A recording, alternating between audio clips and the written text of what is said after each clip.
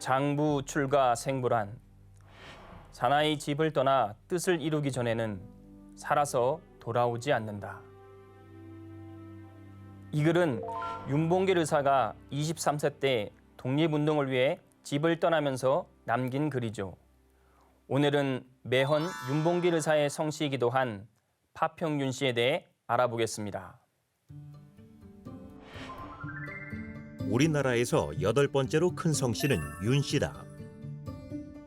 2015년 통계청 조사에 의하면 약 102만 명이 우리나라에 살고 있다.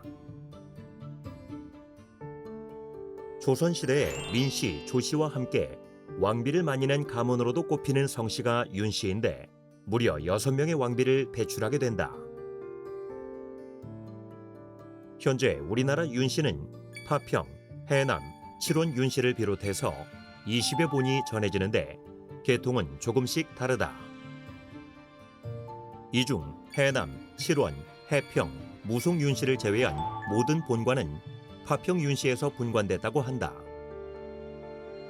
경상남도 함안군 칠원면을 관양으로 하는 칠원 윤 씨는 윤 씨에서 가장 오랜 역사를 가지고 있는 성씨며 무송 윤 씨는 중국 당나라에서 귀화한 성씨다.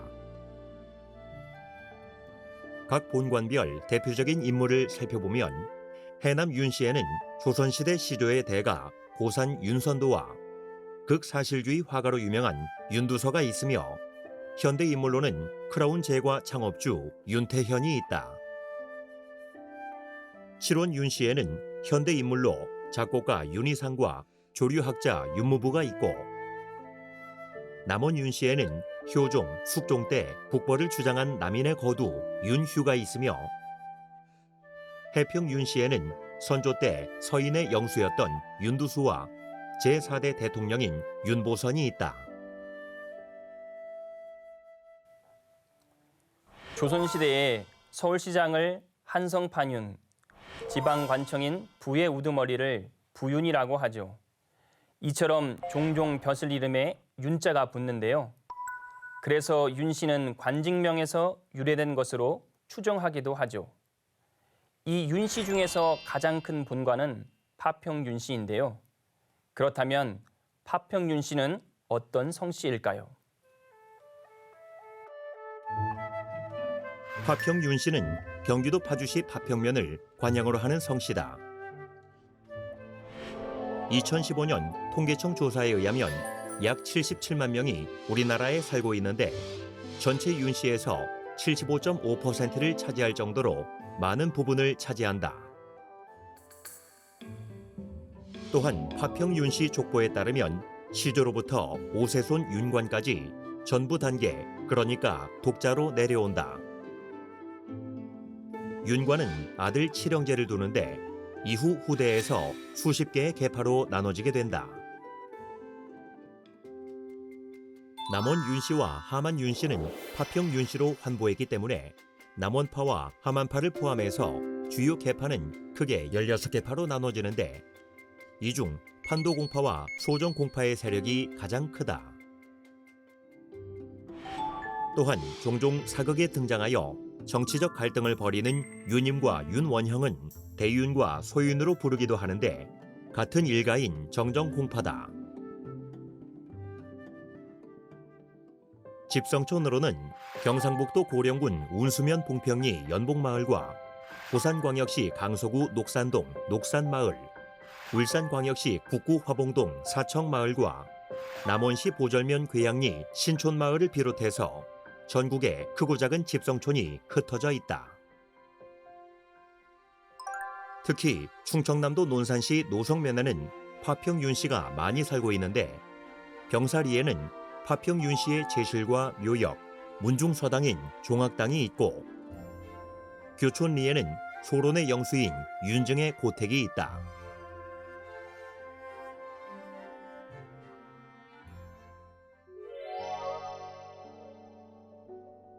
이것은 대전 뿌리공원에 있는 파평윤 씨 성씨 조형물입니다.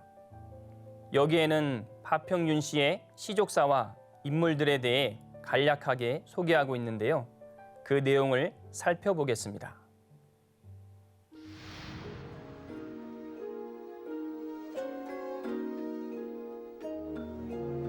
파평 윤씨의 시조 태사공 윤신달은 파주시 파평산 기슭의 용연에서 신라 진성여왕 7년 8월 15일 윤노파의 도움을 입어 탄강하였다. 공은 신라 경명왕 2년 신순겸, 홍유 등 장수들과 더불어 후백제군을 물리치고 태조 왕건을 도와 후삼국을 통합한 뒤 왕건을 고려 국왕으로 추대한 고려개국 통합 사만 익찬 공신이며 삼중대광 태사이다. 공은 왕건에게 늘 충간하였기에 후삼국 통일 후 왕건은 이 대업을 이룬 데는 윤신달의 힘이 매우 컸다고 유시하였다.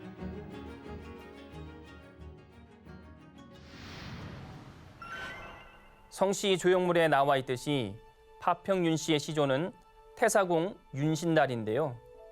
그는 신라 말 고려 건국기에 활동한 인물로 태조 왕건을 도와 고려 건국에 공을 세워 사만 벽상공신에 오른 인물이죠. 그렇다면 그는 어떤 인물일까요? 이곳은 경기도 파주시 파평면에 있는 용연이다. 시조 윤신달이 탄생한 곳으로 파평 윤씨의 발상지이며 성지와 같은 곳이다.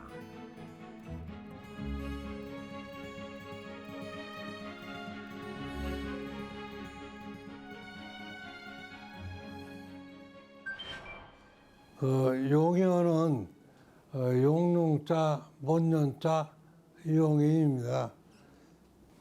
파평 윤문의 발상지고 또 파평시 시조의 탄광지입니다. 고려조가 개국이 됐는데 그런 공로로 우리 시조 태사국께서는 고려 개국 통합 익찬 공신 이런 공신 칭호를 받았습니다. 벼슬로는 삼중대광 태사 벼슬을 받았어요. 근데 태사, 태부, 태포가 있는데 이것은 다 삼공의 대우를 받는 아주 높은 벼슬입니다.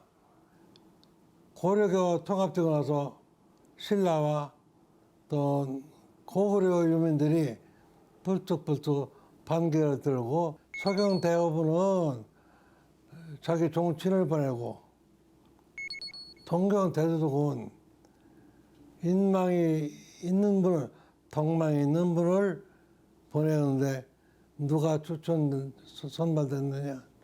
우리 태사공이 선발돼서 동경대도독으로 부임을 하셨어요. 그때 연세가 52세입니다. 경도가에서 30년 동안 잘 다스리고 거기서 973년 81세로 돌아가셨습니다. 어느 기록을 봐도 그동안에 경도에서 신라 유민들이 반기를 든다거나 하는 기록이 하나도 없어요. 그럼 얼마나 덕치를 하셨나 하는 걸 알 수가 있습니다. 포항시 기계면 봉가리에 상소를 모셨습니다. 아드님이 한 분인데 왕래도 못하고 30년 동안 한 번도 부자간에 상봉을 못했대요. 그러니까 묘를 실전했습니다. 이하치라고 하는 사람이 나중에 발견됐는데 묘를 없애고 거기다가 투장을 했어요. 그걸 어떻게 알았냐?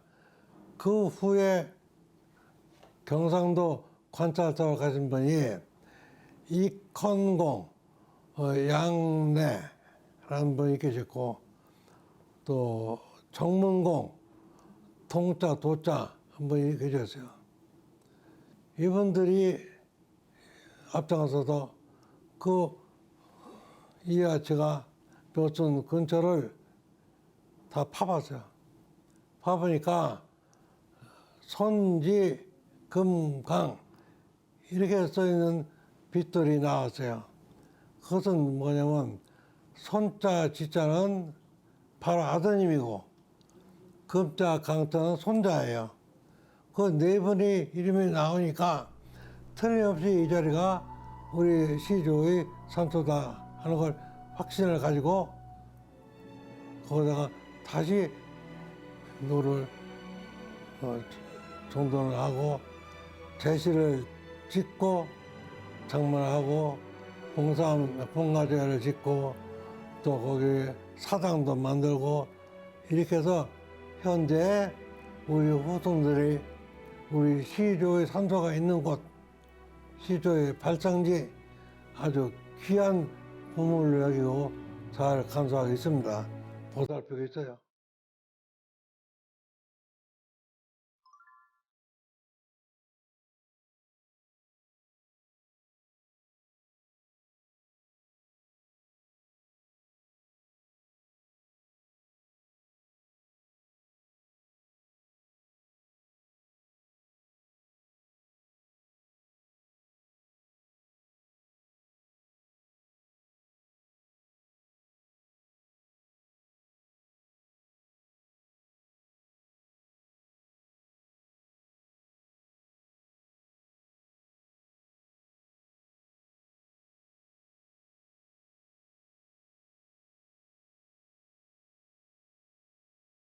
후삼국을 통일하고 고려를 건국한 왕건은 궁궐 근처에 있는 신흥사를 중수할 때 이곳에 공신당을 세우게 되는데요.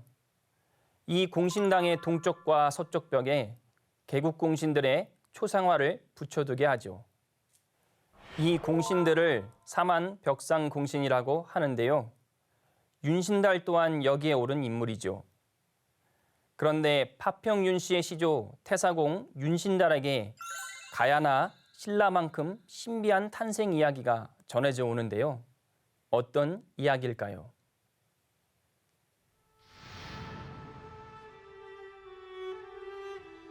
경기도 파주시 파평면에 있는 파평산 기슭에 용연이라는 큰 연못이 있다. 전설에 따르면 용연에는 용인이 살고 있었는데 상서로운 일이 있을 때는 뇌성병력이 치며 폭풍우가 몰아쳤다고 한다. 신라 진성왕 7년 음력 8월 15일 이 용연에 구름과 안개가 자욱하게 내리면서 천둥과 벼락이 친다. 마을 사람들은 놀라서 향불을 피우고 기도를 올린 지 사흘째. 윤씨 할머니가 연못 한가운데 옥함이 떠 있는 것을 보고 건져보니 한 아이가 찬란한 금빛 광채 속에 누워있다. 아이의 두 어깨에는 일월 모양의 붉은 사마귀가 나있고 양쪽 겨드랑이에는 81개의 잉어 비늘이 돋아있다. 또한 발바닥에는 복두칠성 모양의 7개 검은 점이 있다. 할머니는 이 아이를 거두어 기르는데 자신의 성을 따 윤씨로 한다. 이 아이는 커서 왕건을 도와 고려 건국에 큰 공을 세우게 되는데 바로 파평 윤씨의 시조 윤신달이다.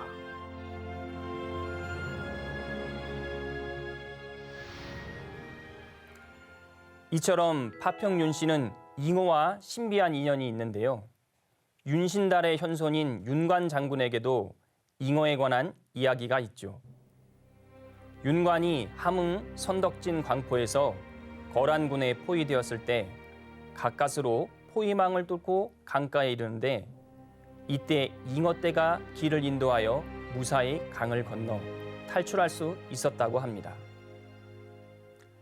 이 같은 인연으로 파평윤 씨는 자신들이 잉어의 자손이며 또한 선조에게 도움을 준 은혜에 보답하는 뜻으로 잉어를 먹지 않는다고 합니다. 그러면 파평윤 씨 종문에는 어떤 인물들이 있을까요?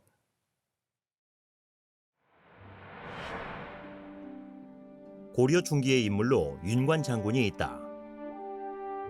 여진족을 정벌하고 동북 구성을 쌓은 것으로 잘 알려져 있는데 그는 시조 윤신달의 5세 손이며 또한 중시조다.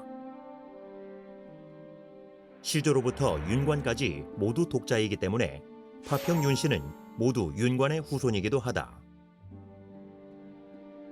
문과에 급제하고 숙종이 즉위하면서 왕의 신임을 받게 되는데 이때 북방은 여진족이 발흥하여 소란스러울 때다. 고려는 여진을 제압하기 위해 군대를 보내는데 1104년 윤관도 여진 정벌에 나섰지만 실패하고 만다.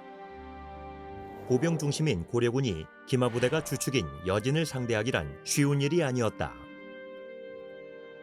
그는 이것을 보완하여 별무반을 양성할 것을 숙종에게 건의 올린다.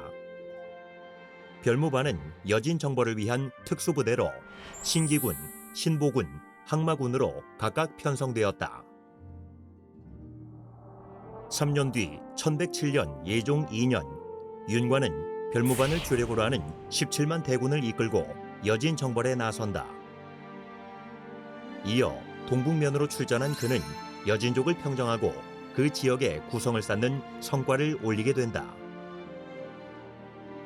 하지만 터전을 빼앗긴 여진의 저항과 정벌을 반대한 정적들의 요구 때문에 동북 구성은 1109년 반환되고 만다. 이 일로 관직에서 물러난 윤관은 더 이상 정계에 나가지 않고 1111년 일생을 마치게 된다.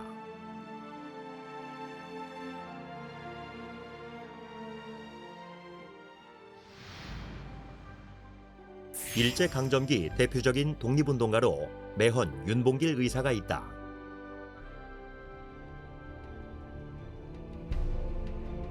강보에 쌓인 두 병정에게 너희도 만일 피가 있고 뼈가 있다면 반드시 조선을 위하여 용감한 투사가 되어라. 태극의 깃발을 높이 드날리고 나의 빈 무덤 앞에 찾아와 한 잔 술을 부어 놓으라. 그리고 너희들은 아비 없음을 슬퍼하지 말아라. 사랑하는 어머니가 있으니 어머니의 교양으로 성공자를 동서양 역사상 보건대, 동양으로 학자 맹가가 있고 서양으로 불란서 혁명가 나폴레옹이 있고 미국에 발명가 에디슨이 있다. 바라건대 너희 어머니는 그의 어머니가 되고 너희들은 그 사람이 되어라.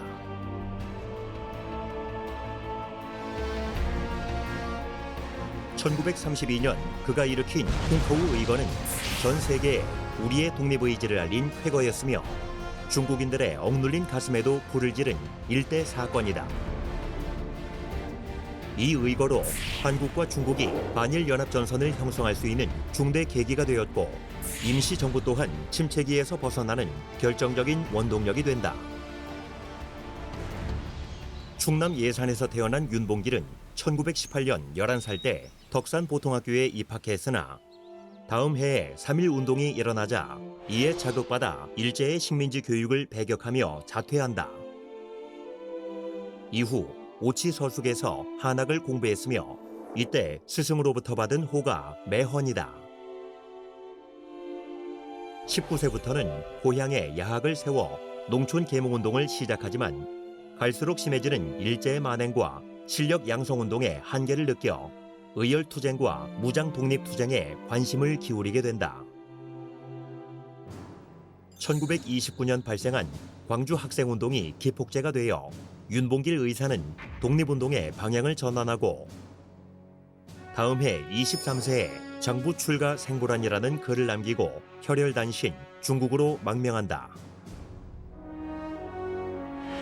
상하이에서 김구 선생을 만나 자신의 뜻을 전한 그는 한인 애국단에 입단한 뒤 거사를 준비한다.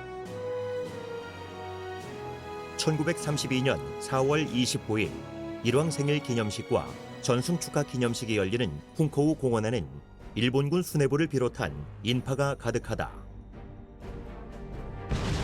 이어 윤봉길 의사가 던진 수통폭탄은 단상 위에 정확히 폭발하여 아수라장이 되는데 이 의거로 일본군 시라카와 대장을 비롯한 2명이 사망하고 3명은 중상을 입게 된다. 충격에 빠진 일본군은 확전을 단념하고 긴급히 정전협정을 체결했으며 장제스 국민당 주석은 100만 중국군이 못한 일을 한국의 한 청년이 해냈다고 격찬한다.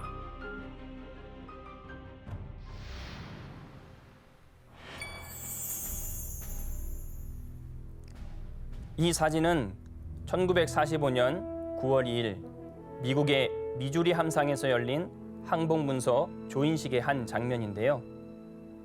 이때 일본을 대표해 다리를 쩔뚝거리며 항복문서에 서명한 이가 외무장관 시게마스 마모루입니다. 그는 윤봉길 의사의 훈코 의거 때 일본 공사였는데 그때 폭탄에 맞아 한쪽 다리를 잃게 되죠. 이 현장에 윤봉길 의사는 없지만 결국 일본의 항복을 받아낸 것이죠. 그렇다면 이외에 어떤 인물이 더 있을까요?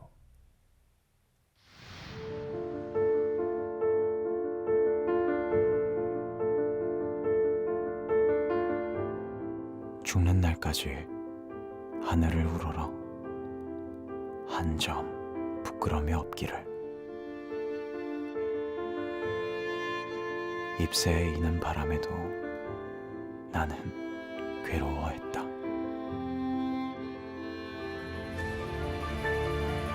별을 노래하는 마음으로 모든 죽어가는 것을 사랑해야지. 그리고 나한테 주어진 길을 걸어가야겠다. 오늘 밤에도 별이 바람에 스치운다.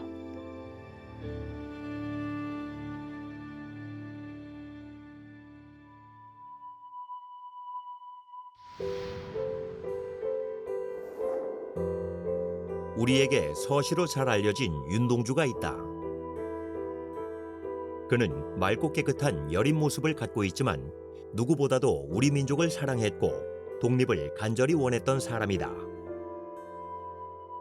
북한도 민족교육의 거점인 명동촌에서 태어난 윤동주는 1935년 평양의 숭실중학교를 거쳐 서울의 연희전문학교 문과를 졸업한다. 그리고 일본으로 건너가 유학생활을 하는데 이때 독립운동을 했다는 혐의로 체포되어 2년형을 선고받고 후쿠오카 형무소에 수감된다. 하지만 광복 6개월을 앞둔 1945년 2월 원인 불명의 사인으로 28세의 짧은 생애를 마감하게 된다. 2010년에 공개된 재판 관련 문서를 보면 시에 나타난 그의 모습과는 달리 일제 재판관 앞에서도 당당하게 독립에 대한 열망과 대책을 열정적으로 주장하는 것을 보면 독립투사를 보는 듯하다.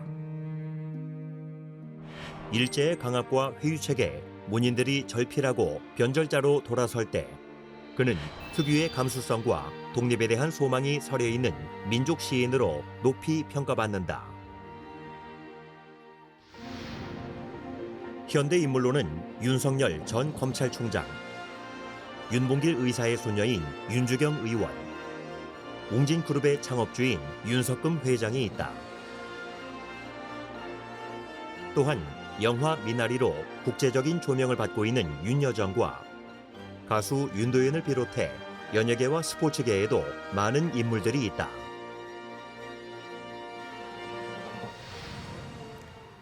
그렇다면 파평 윤 씨의 시조 윤신달의 혈통은 어떻게 될까요? 객관적인 근거는 없지만 추측에서 볼 수 있는 주장은 있는데요. 신라 왕족의 후손이라는 이야기가 있습니다. 그가 탄생한 용현을 비롯해서 일대에는 왕을 상징하는 용과 관련된 지명이 많다고 합니다. 왕족이지만 어떤 특별한 사연이 있어 신분을 밝힐 수 없었기 때문에 신비로운 탄생 이야기로 후세에 전해졌다는 것이죠.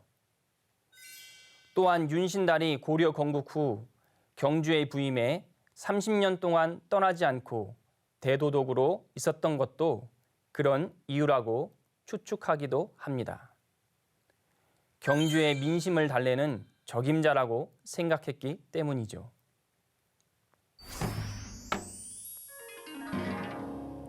오늘은 윤 씨 중에서 가장 큰 성씨인 파평 윤 씨에 대해 알아봤는데요. 어떻게 즐거운 시간이 되셨나요? 한국 성시의 뿌리를 찾아 떠나는 시간, 한국의 성시. 다음 시간에도 계속됩니다. 감사합니다.